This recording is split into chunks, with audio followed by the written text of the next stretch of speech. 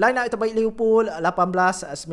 Selepas luka berparut di final Kiev, Klopp buat perubahan besar, memasukkan Alisson Becker, Fabinho dan juga Naby Keita. Dengan Van Dijk dan juga Alisson, Liverpool jadi unit pertahanan terbaik di dalam liga.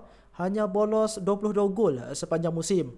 Liverpool kejar kejuaraan sehinggalah final day, tapi itu pun tak cukup. 97 mata dengan momen-momen gila daripada Vincent Kompany sehingga ke hari ini menjadi salah satu perlumbaan paling epik dalam sejarah Premier League.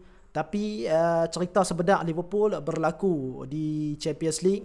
Kalah 3-0, bangkit 4-0, final menentang Spurs hanyalah satu formaliti.